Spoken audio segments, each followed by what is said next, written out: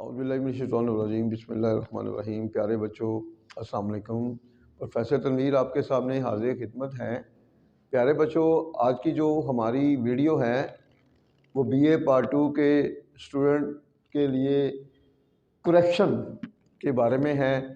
और ये जो करेक्शन है ये बहुत ही ज़्यादा इम्पोर्टेंट करेक्शन है।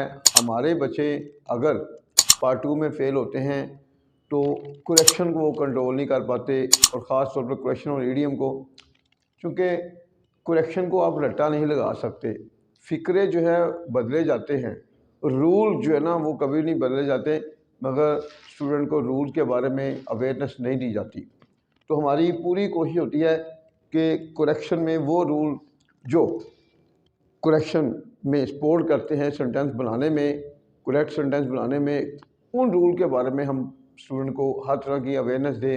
और ख़ास तौर पर ये रूल्स वो रूल होते हैं जो आपको सेल्फ़ राइटिंग में बहुत सपोर्ट करते हैं।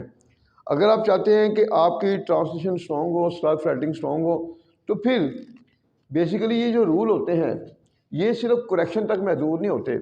इन्हीं की बेस पर आप किसी भी टॉपिक पर लिख भी सकते हैं और बोल भी सकते हैं। आम तौर पर जब स्टूडेंट खुद से लिखता है तो वो गलती क्या करता है, इन्हीं चीज़ों की वो गलती करता है जहाँ से नंबर कटते हैं। तो करेक्शन सिर्फ ये 10 नंबर तक महदूद नहीं होती, बल्कि सेल्फ राइटिंग में पूरी ये सपोर्ट करती है। तो अब हम स्टार्ट करते हैं जी आज की करेक्शन को। सबसे पहले देखें, poetry has no other M but entertainment. अब आम बच्चे को तो इसके तर्जमे का पता नहीं चलेगा कि इसमें तर्जमा है क्या। जब समझ नहीं आती फिर वो कंफ्यूज होता है। अब देखें इसका उर्दू में तर्जमा क्या चलेगा, शायरी। यहां पर डन बट नहीं आएगा, डन आएगा, ये यूज है। शायरी तफरी के अलावा कोई मकसद नहीं रखती, ये यूज है। मतलब डन का नो अदर एम, डन का यूज है। देखें ये आदमी पैसे के अलावा कोई मकसद नहीं रखता। This man has no other M, this man has no other M, ये आदमी कोई मकसद नहीं रखता पैसे के अलावा या पैसे के सिवा। तो के अलावा या सवाल की इंग्लिश होगी डन, डन मनी। वो मुल्क की दौलत को लूटने के अलावा कोई मकसद नहीं रखते। They have no other M then looting the wealth of the country. तो ये यूजेस होते हैं।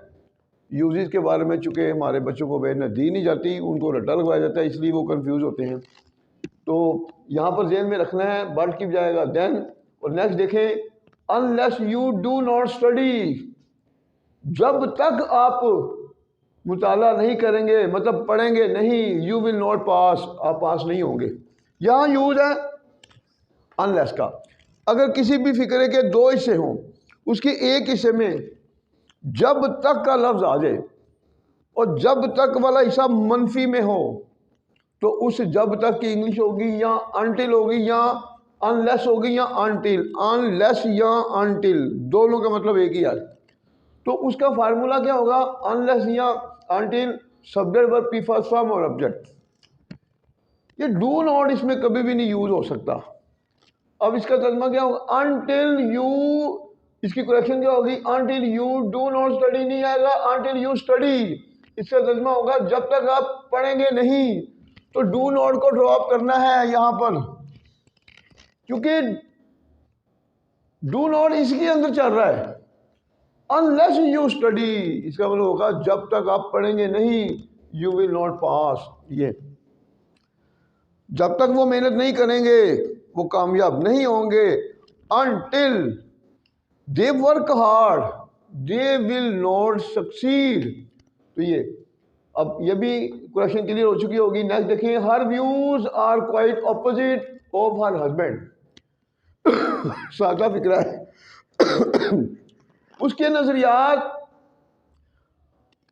अपने शोहर से बिल्कुल मुखालिफ हैं, मुख्तलिफ हैं। अब यहां पर देखें उर्दू में तर्जमा क्या बन रहा है, उसके नजरियात अपने शोहर से बिल्कुल मुख्तलिफ हैं। अब उर्दू में से की इंग्लिश आम तौर पर हम फराम करते हैं, और जैसे कि इसने ऑफ दी हुई है, تو یہاں پر سے کی انگلش ہوگی ٹو. کیوں آئے گا ٹو؟ اپوزٹ کے بعد ہمیشہ پروپوزیشن ٹو آتی ہے. وہ میرے گھر کے مخالف سمت میں رہتا ہے. He lives in the opposite side to my house. He lives in the opposite side, opposite to my house. Of نہیں آئے گا، اپوزٹ کے ساتھ ہمیشہ آئے گی پروپوزیشن ٹو. وہ یہ ذہن میں رکھ لیں. اس کے نظریات اپنے شوہر کے نظریات سے مختلف ہے. یہ نیکسٹ دیکھیں، I prefer Malik on T. ترجمہ دیکھیں، میں چائے پر دودھ کو ترجیح دیتا ہوں. میں چائے پر دودھ کو ترجیح دیتا ہوں. پر کے لیے ہم آن ہی یوز کرتے ہیں، مگر یہاں پر اگر ہم آن یوز کریں گے تو ہمارا فکرہ غلط ہو جائے گا. یہ یوز ہے پریفر کا، ترجیح دینا. جس فکر میں ترجیح دینے کا لفظ آئے گا تو پریفر کے ساتھ ہمیشہ پروپوزیشن ٹو یوز ہوگی. جس کو ترجیح دی جائے اس سے پہلے دیکھیں، میں دودھ کو ترجیح دیتا ہوں. آئی پریفر ملک. اب کس پر دودھ کو؟ چائے پر. To T. میں گوشت پر سبزیوں کو ترجیح دیتا ہوں. میں سبزیوں کو ترجیح دیتا ہوں. I prefer vegetable to meat. میں امیروں پر غریبوں کو ترجیح دیتا ہوں. آئی پریفر دا پور ٹو دی ریچ. تو یہ بھی کریکشن کلیئر ہوگی یوز کے حوالے سے. نہیں دیکھیں، no sooner did the guest come comma we welcome them. جو ہی مہمان آئے ہم نے ان کو خوش آمدید کیا. یہ ہے یوز، نو سونر ڈڈ کا یوز ہے. اور اس نو سونر ڈڈ کے یوز میں جو سیکنڈ پارٹ ہے، سیکنڈ پارٹ کو شروع کرنے سے پہلے دین لگاتے ہیں. اگر دین نہیں لگائیں گے فکرہ غلط ہو جائے گا. کوما لگائیں گے، جیسے یہ لگا ہوا تھا، کوما لگائیں گے فکرہ غلط ہوگا. جو ہی مہمان آئے ہم نے انہیں خوش آمدید کہا. نو سونر ڈڈ دا گیسٹ کم. ڈڈ کے بعد ہمیشہ ورب کی فرسٹ فارم آئے گی. کم دین وی ویلکمڈ دیم. دین لازمی آئے گا، کوما اب یہاں پر نہیں آئے گا، تو کومے کی جہاں دین آئے گا دین وی ویلکم دیم. تو یہ آپ کی کریکشن بھی کلیئر ہو گئی. اس کے بعد ہی واز فیلڈ. وہ بی اے میں فیل ہو گیا. یہ بھی کریکشن بہت زیادہ استعمال میں آتی ہے. دیکھیں، فیل ہونا جب بھی لفظ آئے گا یہ فکرہ ایکٹیو وائس میں ہوگا. For ever role.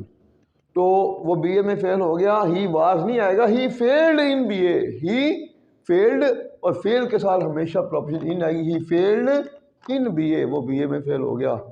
نیکسٹ دیکھیں، یہ بھی بڑی ٹیکنیکل اس میں پوائنٹ چل رہا ہے اس کریکشن میں. دا مین ہو واز پروموٹیڈ. اب اس میں کیا دیا ہوا ہے؟ The man who was promoted. اس کے بعد مطلب یہ سیمی کولن یہ کہتے ہیں، اور ہی واز اونیسٹ. وہ آدمی جس کو ترقی دی گئی تھی، وہ آدمی جس کو ترقی دی گئی تھی وہ ایماندار تھا. اب اس میں کیا یوز ہے؟ اگر کسی فقرے کے 3 حصے ہوں اور اس کے پہلے حصے میں وہ کا لفظ آئے، دوسرے حصے میں جو کا لفظ آئے، تو جو فقرے کا تیسرا حصہ ہوتا ہے اگر وہ ایکٹیو وائس میں ہے تو کبھی سبجیکٹ یوز نہیں کرتے. اگر پیسیو وائس ہے تو کبھی آبجیکٹ یوز نہیں کرتے. تو اس کا پہلا حصہ جو ہے فقرے کا یہ ہے، یہ دوسرا حصہ ہے، اور یہ فقرے کا تیسرا حصہ ہے. اب دیکھیں، وہ آدمی جس کو ترقی دی گئی تھی. اب ترجمے میں کیا آ رہا ہے؟ وہ ایماندار تھا. اب ہمارا جو رول ہے وہ ہمیں کیا کہتا ہے کہ تیسرے حصے میں کبھی بھی سبجیکٹ یوز نہیں ہوگا. تو اس کو سبجیکٹ کو ڈراپ کر دیں گے اور یہاں پر کوما شاما کچھ بھی نہیں آئے گا، اس کے ساتھ ہی فکرہ جوڑا ہے. یہ پورا ایک بلکہ سبجیکٹ بننا ہے. یہاں پر آ کر یہ ہیلپنگ ورب ہو کے چل رہا ہے. The man who was promoted. وہ آدمی جس کو ترقی دی گئی تھی. Was honest. وہ ایماندار تھا. نیکسٹ دیکھیں، his all hopes were dashed to the ground. اس کی تمام امیدیں خاک میں مل گئیں. ہمارے پاس مطلب ایک شارٹ پیپر بھی ہیں میں نہیں دکھانا چاہتا آپ کو، غلطی ہو جاتی ہیں اور کافی مسٹیک چل رہی ہیں اس ورڈ میں، اس میں بھی یہ فقرہ غلط لکھا ہوا ہے۔ اب دیکھیں بعض کا غلطی کس کی ہوتی ہے، کتاب والے کی غلطی پلے کس کے پڑتی ہے، اسٹوڈنٹ کے، اس کے ذہن میں یہی ہے کہ جو کتاب والے نے کہہ دیا وہ صحیح ہے، سم ٹائم اس کی غلطی ہے اور اس نے اسی غلطی کو ہی اس نے تیار کرنا ہے اور آگے یونیورسٹی والے نے پکڑ لینا ہے۔ اب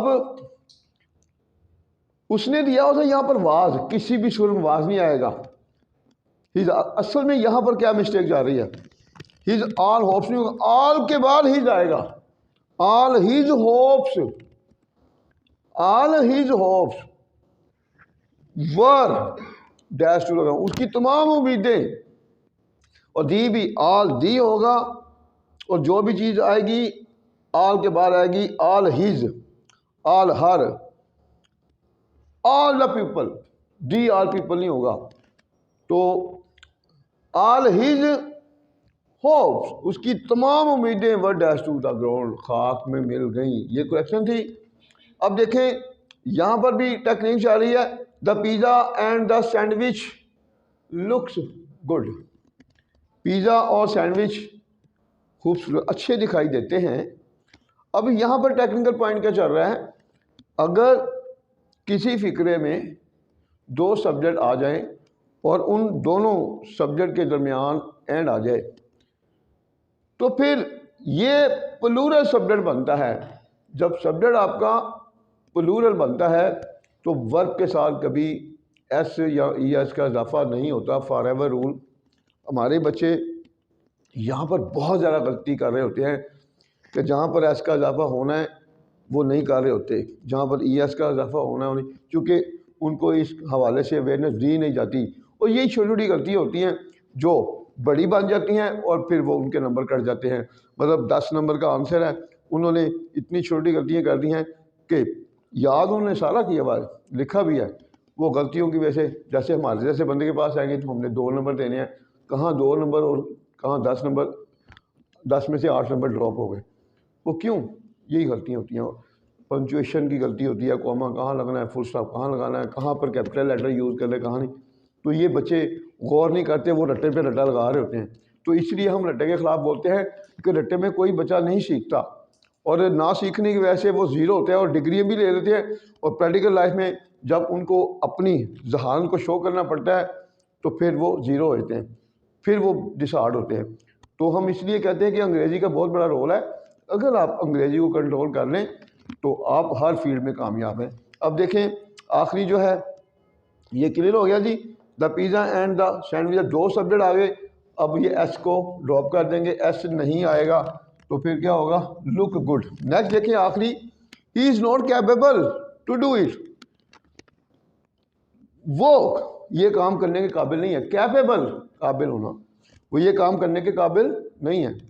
اب دیکھیں یہاں پر کیا مسٹیک چل رہی ہے، کیپیبل کے ساتھ ہمیشہ آئے گی preposition of, for ever rule, اور اس پروپوزیشن کے بعد جب بھی نیکسٹ ورب آئے گا اس کے ساتھ آئی این جی کا اضافہ کمپلسری ہوگا۔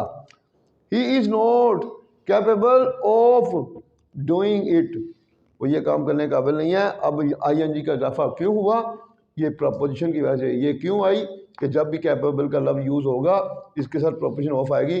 تو جیسے جیسے ہماری کریکشن آپ دیکھتے جائیں گے تو انشاءاللہ آپ کو ہر طرح کے رولز کے بارے میں اویئرنیس ہوتی جائے گی، ان فیوچر آپ ایک اچھی گرامر بک بھی لکھ سکتے ہیں۔